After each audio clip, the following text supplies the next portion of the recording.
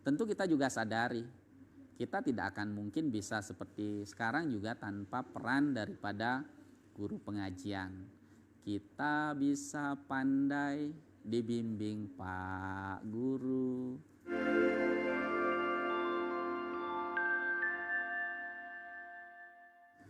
Umat sedharma dan pemirsa TPRI Sulawesi Tenggara yang saya hormati. Nah, berkaitan dengan konsep ajaran guru susrusa sebagaimana topik saya hari ini, sumber-sumber teks sastranya sudah sangat jelas sekali bahwa di dalam salah satu naskah sastra disebutkan bahwa guru susrusa ngaran bakti ring guru, yang maksudnya adalah yang disebut dengan guru susrusa adalah berbakti kepada guru. Nah, inilah sesungguhnya konteks guru yang disebutkan di dalam sastra, yang mana dalam hal ini tentu guru yang dimaksud adalah lebih kepada pendekatan spiritual, bahwa sesungguhnya yang dimaksud dengan guru itu sendiri adalah orang-orang yang memang sudah tuntas dengan dirinya. Ini dalam konteks pendekatan spiritual. Bahkan sebagaimana doa saya di awal tadi, saya menyampaikan sebuah doa.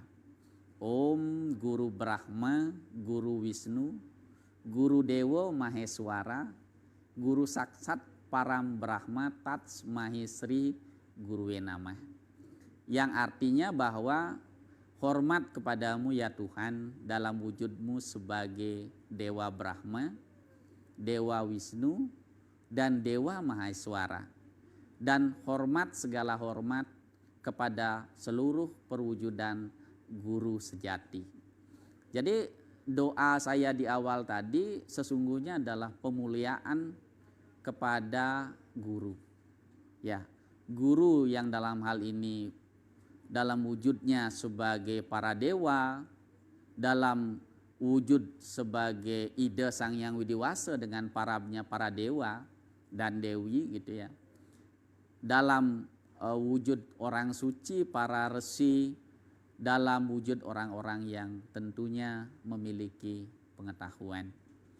Di dalam teks suci secara hakikat setiap orang harus menempatkan dirinya sebagai seorang siswa, yang maksudnya bahwa semua orang itu harus belajar, ya, harus menjadikan diri sebagai siswa, memandang semua tempat adalah sekolah, semua orang adalah guru, yang maksudnya bahwa setiap orang harus bersungguh-sungguh untuk belajar dimanapun, kapanpun, kepada siapapun.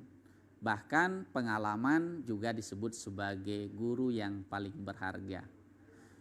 Pemirsa TPRI dan umat sedharma yang berbahagia, tentang bagaimana sesungguhnya ajaran guru susrusa ini di dalam sastra-sastra kita memang banyak sekali disebutkan.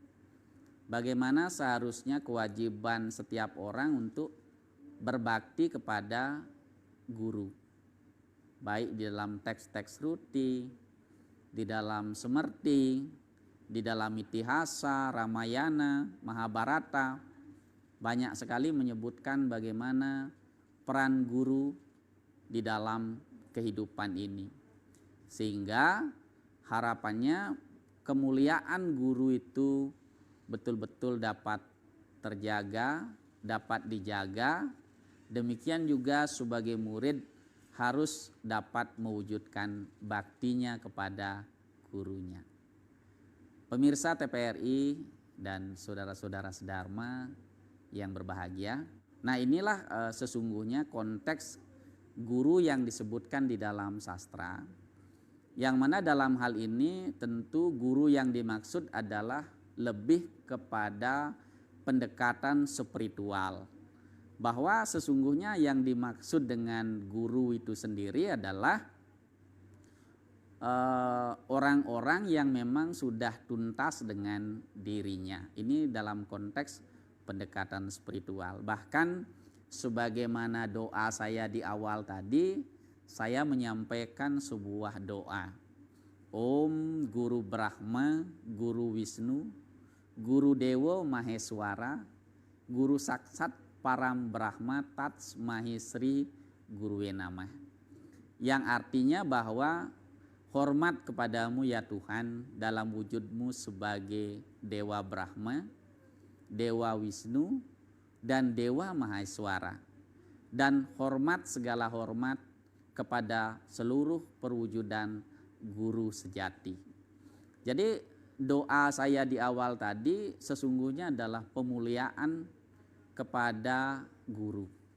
Ya, guru yang dalam hal ini dalam wujudnya sebagai para dewa, dalam wujud sebagai ide Sang Hyang Widiwasa dengan para dewa dan dewi gitu ya. Dalam wujud orang suci, para resi, dalam wujud orang-orang yang tentunya memiliki pengetahuan. Di dalam teks suci secara hakikat setiap orang harus menempatkan dirinya sebagai seorang siswa, yang maksudnya bahwa semua orang itu harus belajar, ya, harus menjadikan diri sebagai siswa, memandang semua tempat adalah sekolah, semua orang adalah guru, yang maksudnya bahwa setiap orang harus bersungguh-sungguh untuk belajar dimanapun, kapanpun, kepada siapapun. Bahkan pengalaman juga disebut sebagai guru yang paling berharga. Pemirsa TPRI dan umat sedharma yang berbahagia, tentang bagaimana sesungguhnya ajaran guru susrusa ini di dalam sastra-sastra kita memang banyak sekali disebutkan. Bagaimana seharusnya kewajiban setiap orang untuk berbakti kepada guru, baik di dalam teks-teks Ruti, di dalam Semerti, di dalam Itihasa, Ramayana, Mahabharata. Banyak sekali menyebutkan bagaimana peran guru di dalam kehidupan ini, sehingga harapannya kemuliaan guru itu betul-betul dapat terjaga, dapat dijaga. Demikian juga sebagai murid harus dapat mewujudkan baktinya kepada gurunya. Pemirsa TPRI dan saudara-saudara sedharma yang berbahagia, di awal saya telah menyampaikan bahwa konsep ajaran guru susrusa ini bersumber dalam berbagai macam, baik dalam Weda, Sruti, dalam Weda Semerti maupun teks-teks susastra Hindu yang lain.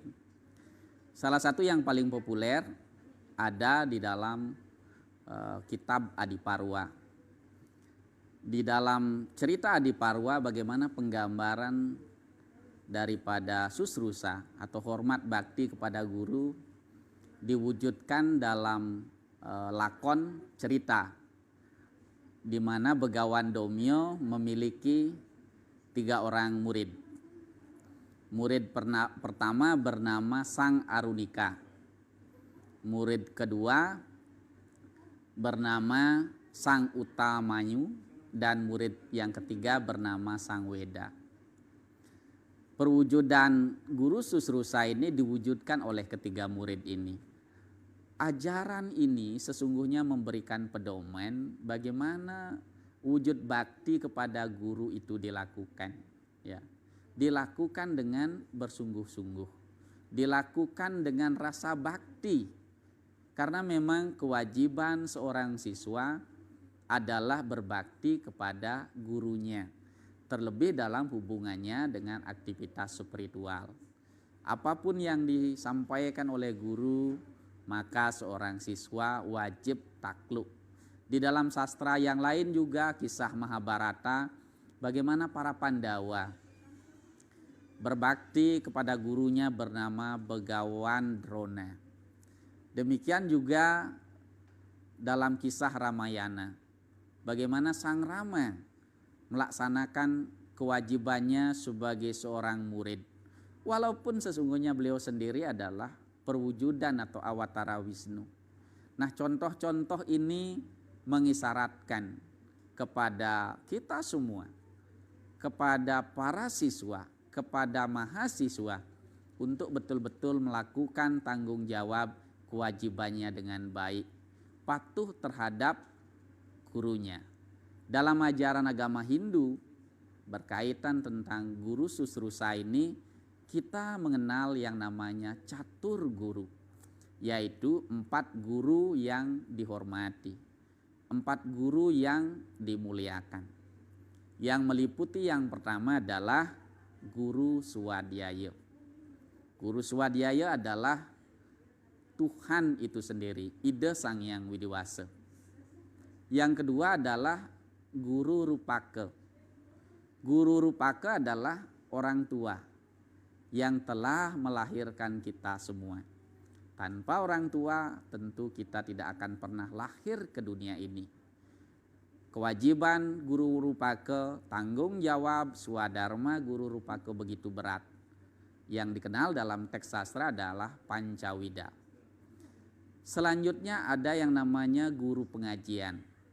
Ya, guru di sekolah yang memberikan pengetahuan. Dan yang terakhir adalah guru wisesa, pemerintah atau pemangku kebijakan, yang mana dalam hal ini wajib hukumnya kepada seluruh masyarakat, ya, taat terhadap pemerintahan yang sah. Pemirsa TPRI dan umat sedharma yang berbahagia, yang pertama adalah Guru Swadhyaya. Guru Swadhyaya adalah Tuhan yang Maha Kuasa. Beliau adalah gurunya alam semesta. Tanpa beliau sesungguhnya kita tidak berarti apa-apa. Di dalam ajaran Weda jelas bagaimana perwujudan beliau sebagai gurunya alam semesta ini. Di dalam naskah-naskah atau teks-teks Siwa, beliau disebut sebagai Adi Guru Loka, gurunya alam semesta, gurunya dunia. Untuk itu kewajiban umat Hindu adalah selalu berbakti kepada guru dalam wujud sebagai Tuhan Brahman, sebagai para dewa itu sendiri. Mungkin ada banyak pertanyaan, bagaimana sebenarnya penggambaran Tuhan dalam agama Hindu?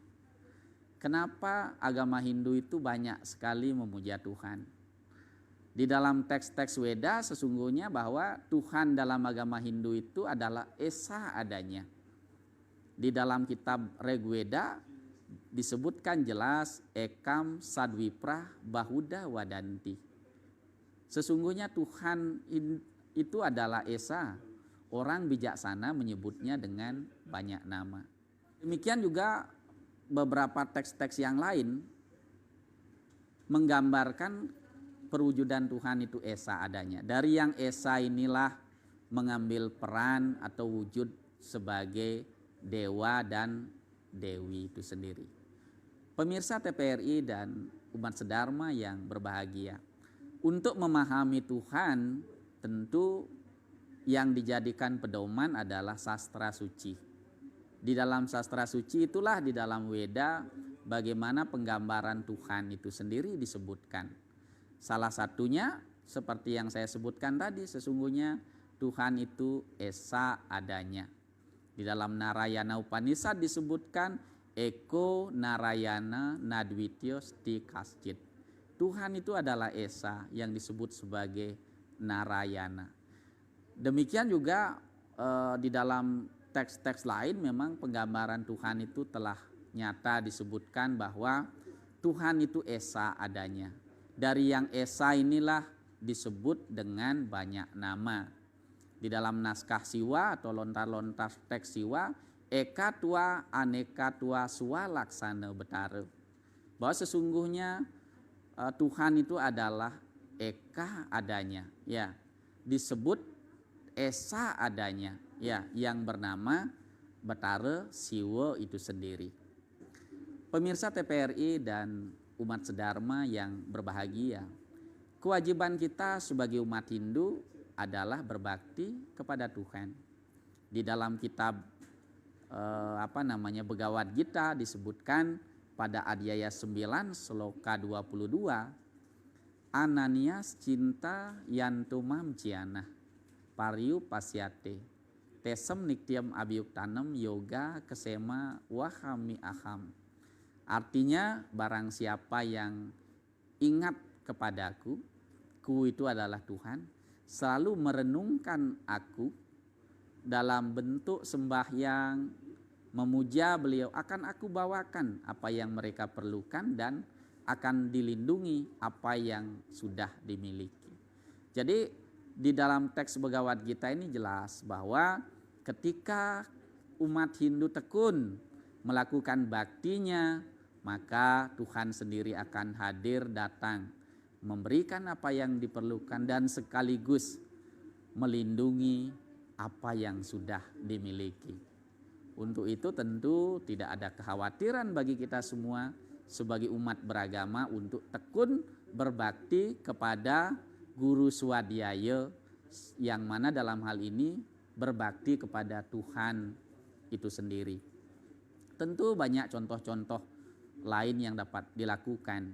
Ya, kita menyadari dan meyakini bagaimana sesungguhnya kemahakuasaan Tuhan itu sendiri. Makanya beliau kalau di Bali disebut dengan Ida Sangyang Widiwasa. Beliau yang maha kuasa. Di dalam Upanishad beliau juga disebut sebagai Brahman yang menakdirkan atau yang mengadakan semua ini. Untuk itu perwujudan bakti kita dalam wujud Guru Susrusa atau bakti kepada Guru Swadhyaya ini harus dilakukan setiap saat tentunya. Pemirsa TPRI dan umat sedharma yang berbahagia, kita kembali beri sejenak, ada jeda pariwara yang mau lewat berikut ini.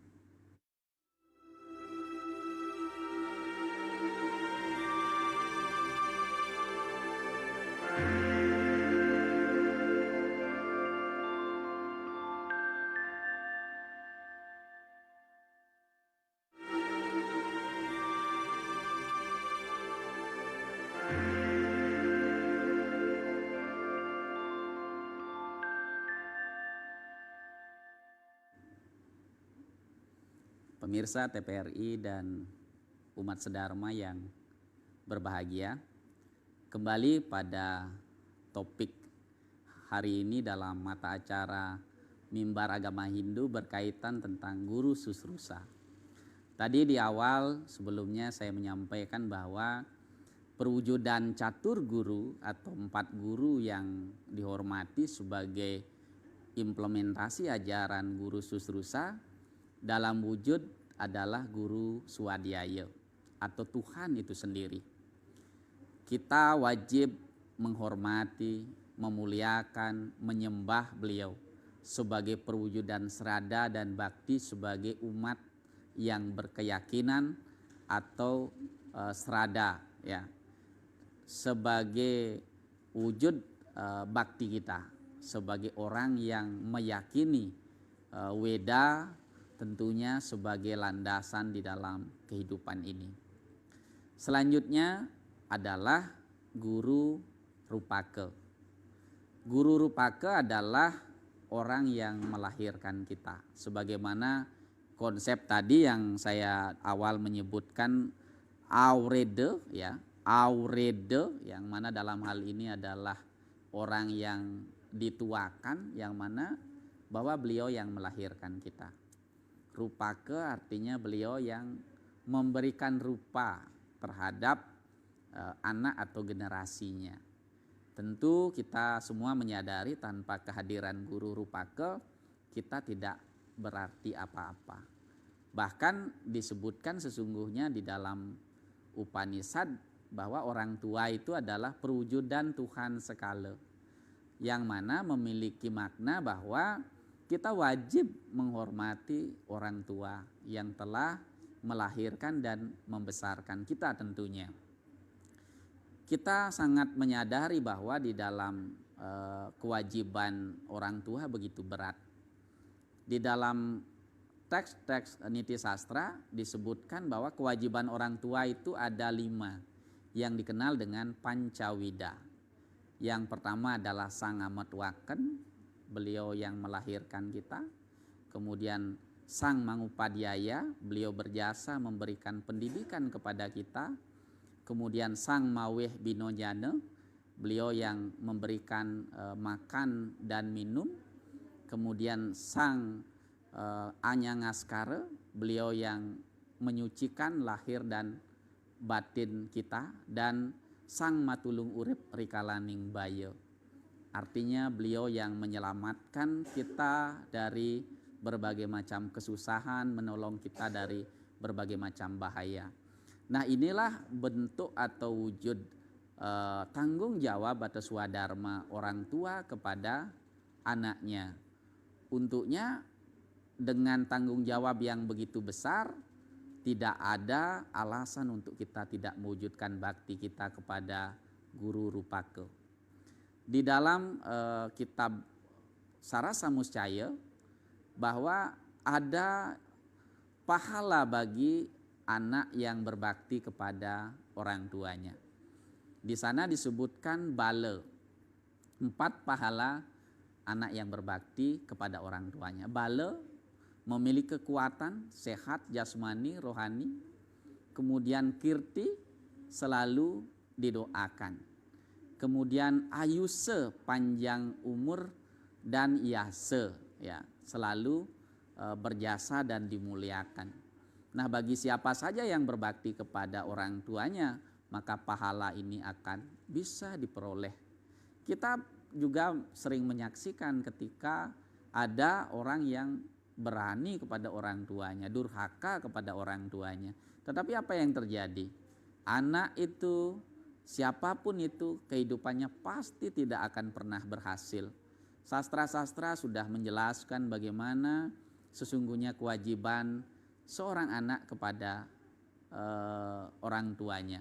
Karena sesungguhnya kelahiran kita ini kan memang memiliki hutang, dan hutang itu wajib dibayar. Dalam Hindu inilah yang dikenal dengan trirena. Salah satunya adalah pitrarena, yaitu hutang kepada orang tua atau leluhur.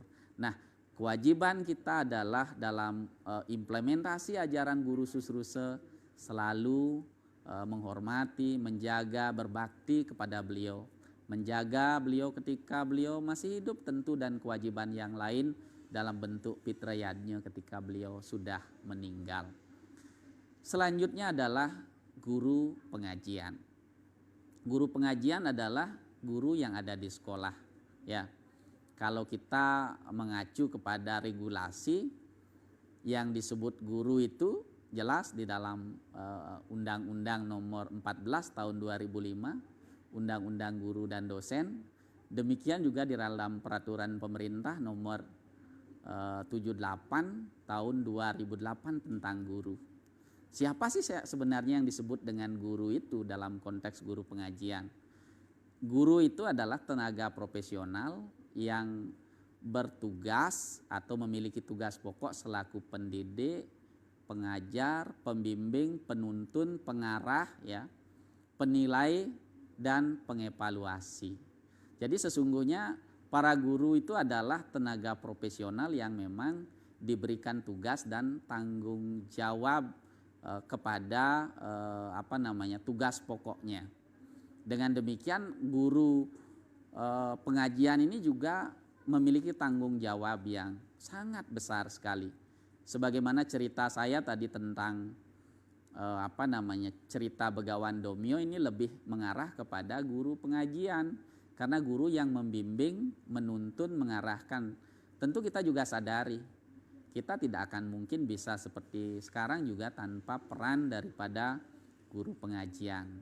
Kita bisa pandai dibimbing Pak Guru, kita bisa pandai dibimbing Bu Guru. Ini kan salah satu nyanyian-nyanyian yang memang memberikan semangat kepada kita memberikan sebuah pedoman kepada kita untuk selalu memuliakan, menghormati para guru kita.